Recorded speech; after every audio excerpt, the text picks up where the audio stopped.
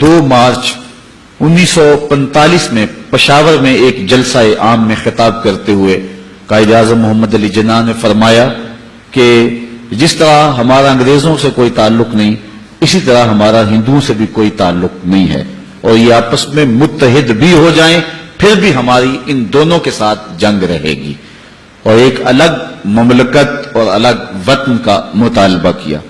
منبر و محراب پر ایک بھونچال آ گیا، قائد اعظم کو کافر اعظم کہا گیا۔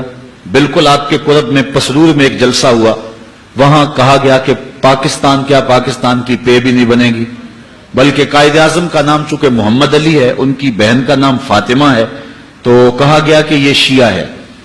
تو قائد اعظم محمد علی جناح کو کسی نے کہا کہ وہ کہتے ہیں کہ یہ شیعہ ہے، تو قائد اعظم نے مسکراتے ہوئے کہا چلو گاندھی کو ووٹ دے دے، وہ تو سنی ہے۔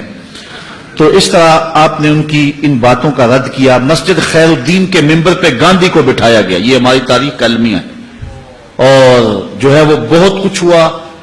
علامہ اقبال 1938 میں زندگی اور موت کی کشمکش میں تھے، لیکن انہوں نے اس نظریے کی تبلیغ اس وقت بھی نہیں چھوڑا۔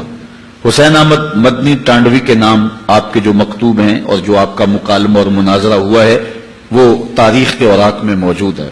جب اس نے یہ فتویٰ دیا کہ ملتیں اوطان سے بنتی ہیں، وطن خمیر ہے قومیت کی، جو جواب دیا تھا وہ کلیات اقبال میں موجود ہے۔ سرود بر سر منبر کے ملت از وطن است، چے بے خبر ز مقام محمد عربیست، بمصطفیٰ برساں خیشرا کے دی ہما است، اگر باؤ نہ رسیدی تمام بو لہبیست۔ اقبال نے کہا تھا کہ میں تو سمجھا تھا کہ یہ قرآن و حدیث پڑھنے اور پڑھانے والے دین کے مزاج سے آشنا ہوں گے، لیکن یہ جو فتویٰ داغا گیا ہے کہ ملتیں اوطان سے بنتی ہیں، اس سے سمجھ آ گئی کہ ان لوگوں کو ابھی حضور کے مقام سے خبر ہی نہیں ہوئی ہے۔ اور پھر اقبال نے جو دلیل دی دیکھیے کتنی خوبصورت ہے۔ اقبال کہتا ہے اگر ملتیں اوطان سے بنتی ہوتی، وطن کی مٹی سے ملتیں مارز وجود میں آتی ہوتی، تو اقبال کہتا ہے کہ پھر ابو لہب سے کیا اختلاف تھا، وہ تو رشتے میں سکا چچا لگتا تھا، وطن بھی وہی تھا، دیس بھی وہی تھا، مٹی بھی وہی تھی، آب و ہوا بھی وہی تھی، ابو جہل سے کیا اختلاف تھا۔ لیکن کہا گیا لکم دینکم ولی دین، تمہارا دین تمہارے لیے، میرا دین میرے لیے۔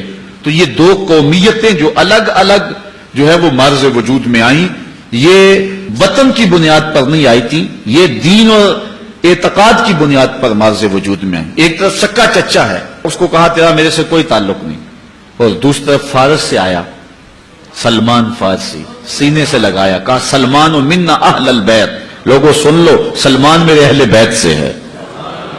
اس کا نسب اور تھا، اس کا رنگ اور تھا۔